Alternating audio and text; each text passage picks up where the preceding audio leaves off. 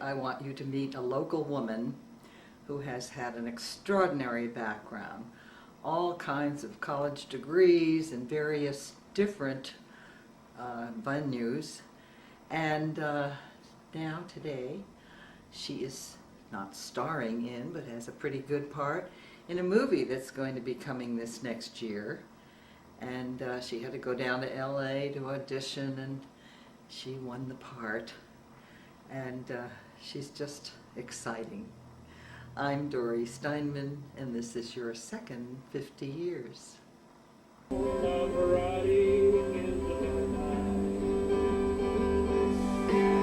Before today even passes, or a month, then years, time has a way of getting away, and that's for certain, my friend. I just want to start where you first started life. Where were you born and where did you go to school? I was born in Lowell, Massachusetts, and I grew up in a Greek-American family. My grandparents are immigrants, and my parents are first generation.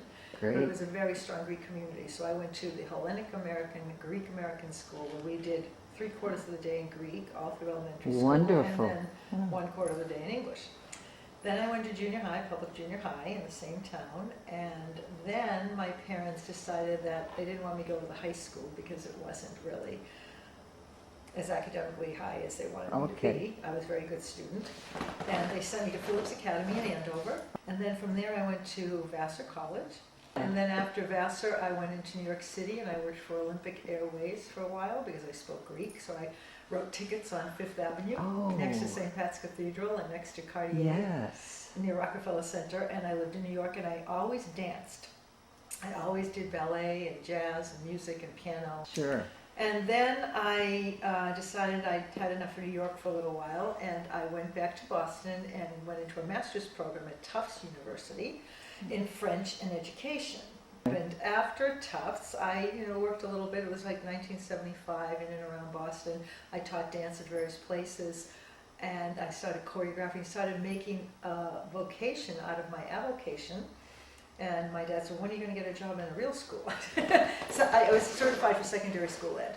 So I said, no, Dad, I'm working here. I'm choreographing shows in different theaters and blah, blah, blah. And MBAs were just starting to come in vogue for women in the mid-'70s.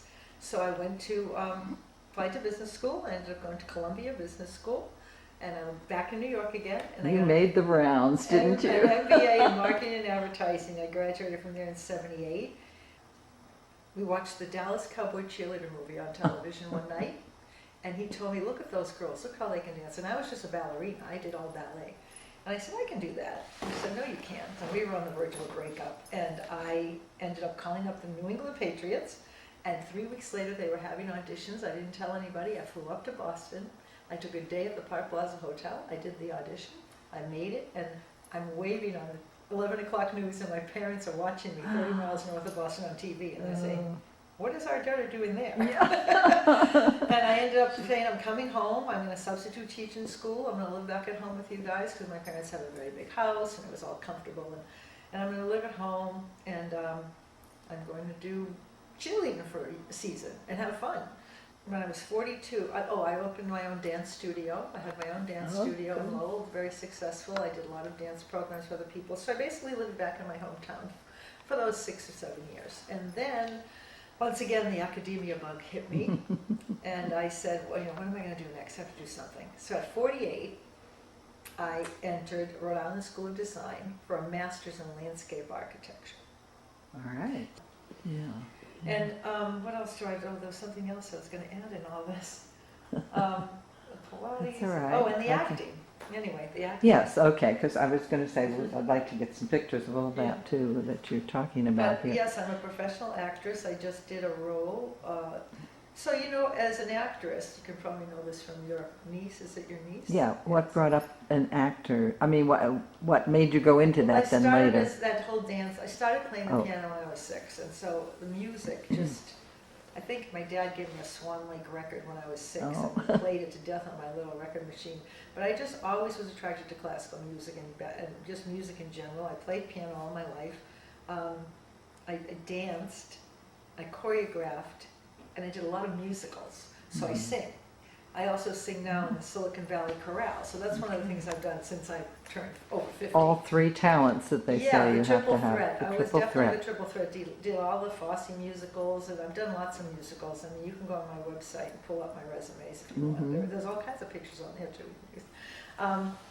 And so, as the dance started to leave me, you know, I'm not going to do heavy jazz and all that. I'm not going to be a Corrine anymore at my age. Yeah, as you get You know, older, it's, musical yeah. theater really lends itself to a younger person, and so I said, I love acting, I want to do acting. So I started more straight acting, theater acting, more in plays, more in film and TV, and that's when I lived in LA in the early 90s. I was going to say you didn't have that much here, but in LA you would. No, and yeah. that's one of the reasons I kind of was disconcerted when I ended up coming here, because Mhm. San Francisco isn't really a big market with it, but I do have an agent in LA, I have an agent in San Francisco, I have a manager in LA. You know, I have my connection in there, my fingers in the pot, so to speak, and I got a great role.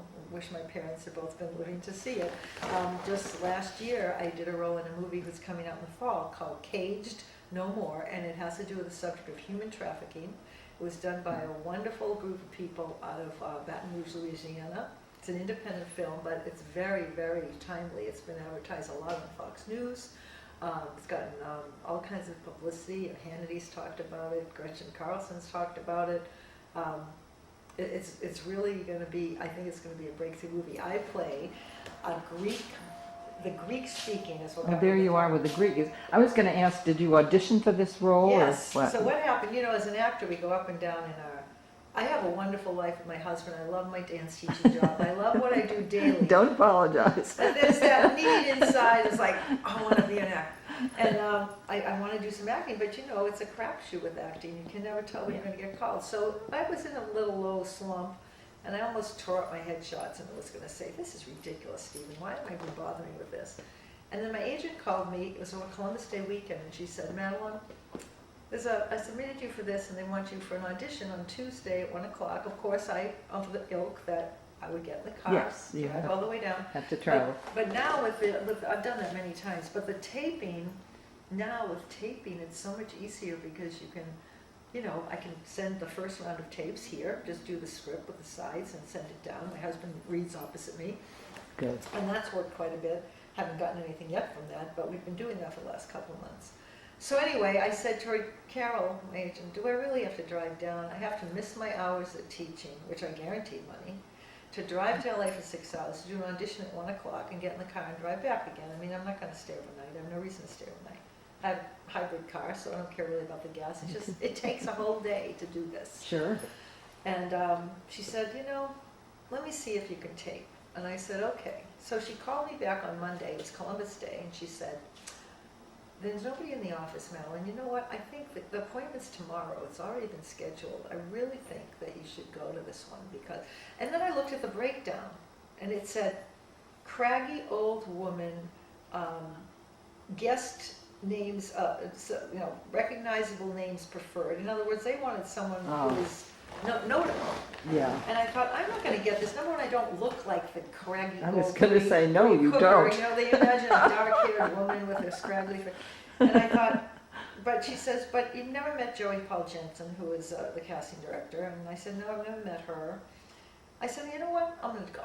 Something inside me just said go. So I didn't bother to tape because she couldn't get anyone to ask if I could tape. So she says, you should just go be seen by this woman. I said, okay. I go down there, I read, I do the script, I do a great job. I talk in Greek, I talk in English. Yeah. Great, thank you, Madeline. She goes, you're Greek? And I said, yes, I'm Greek. She said, That you did it. don't look Greek, you're fluent 100%. I said, I'm 100% Greek. I speak fluent Greek, I can read, write. I started rambling off in Greek and she was totally amazed and I left. And here's the other funny thing. The picture my agent had submitted me on was my ugly picture, I call it. It's the picture that you take at the beginning of the photo shoot with no makeup on, Okay. looking like the white trash, you know, alcoholic, messed up, because there's a lot of roles like that. So you Yeah. can't have always the glamour stuff, right? So I she said, go to this audition with no makeup, and I'm like, oh, you've got to be kidding, I'm driving all the way to LA with no No, makeup. no makeup. So anyway, 2 days later, what do I get? A call back. She goes, you got a call back. I said, now the producer and the director are going to be in the room. I went, oh no, I said, I can't drive. This was from Tuesday, Friday was the callback. I said, oh my God, I said, what am I going to do? And I said, Stephen, I cannot bear to drive down. We're punting for a ticket on Southwest. So I rented a car in Burbank, flew to Burbank, boom, boom, boom, over to the same place, 1 o'clock, same script, same everything, except 2 more people in the room. And they were impressed. I could tell the woman was like, great. She goes, you're Greek? So now there were more people saying, are you Greek? What do you do with your hair? Oh, my hair was all up. It was just up. Put it back, yeah, was up. okay, yeah. And it was like dirty, and I looked messy. And Will we recognize you if we see the oh, movie? of course you'll recognize. No, in the movie they did my In hair the much movie. nicer. But yeah, you'll recognize me. I was pretty surprised. This is a supporting role. It's Okay. great. So anyway. 2 days later, next Monday, they called and gave me the role. They flew me. Oops. Picked me up in a limo from here, took me to SFO, everything. I mean, dressing room, everything. A week in Baton Rouge, I got paid really well, SAG wages. Do you have time to learn the Contract. part? Did they stop Yeah. and start a lot? Yeah. It was They- just like any film. They do in film, it's But much one easier. scene was exceptionally long. It was one long big take of it, the auction, when I actually auctioned off these girls. And I had to stand up on this runway, and there's all these men and smoke-filled club, and I'm there rattling off in Greek. Here, 100, 200, final bid, view, get the girl, blah, blah, blah. You know, it was this whole mayhem that I had to ad-lib, and they were totally impressed because I did it over and over and over again for different shots, and they said, aren't you exhausted? I said, no, I'm a dancer, I can stand in these heels all day there. But the best part was filmed in Baton Rouge, and it was also filmed in Greece, but I didn't get to go to Greece because they only did the outside scenes, and I'm Oh, in the yeah. bordello. Yeah. So I speak Greek and this and that, and then the director, while I was there, said an interesting thing to me. I said, Lisa, why did you pick me? I didn't go with the description. I didn't even look like the description. She goes, because you were the only one. She goes, I saw so many women in LA come into this audition, and they were all doing bad Russian accents, bad Yugoslavian, so they weren't doing a Greek accent. I said, I did a real Greek accent. And the other thing was, they looked like old washed up hookers, you know, they come in their tight Kiana with the high heels and looking scraggly. She says, you walked in and you looked like an evil businesswoman. Uh-huh. So you actually changed my idea of what the madam should be. Because if you're really running this show right, then you're going to be the evilest, you know, strong to deal with these men. So she liked the fact that it was an empowered woman and not just an old washed up hooker. Good for you. So I've always heard the stories where sometime an actor can read and they'll actually change the image of what the director wants for Yeah. the role. So it worked out in my favor. And I go, wait a minute, what am I Yeah. supposed to be You're like? supposed to be retired. I know. Part of me says I You don't don't have wanna much be. time left, and then part of me says, Do. my husband goes, you have lots of time left. We're Why going to don't live to be 100, dear. I know. Right. I don't know. That's why this whole interview was kind of Yeah. freaking me out a little bit, because I said, the second 50 years, I hope I have a second 50 Of years. course you will. As exciting and probably more efficient in the way we think, because you know how much Well, you're wasted very time we did in inspiring. those days. Thank you so much. I hope I For helped talking you. to I me. mean, Absolutely. I rambled on in my typical New York Thank fashion. you. Thank you. Thank you. A variety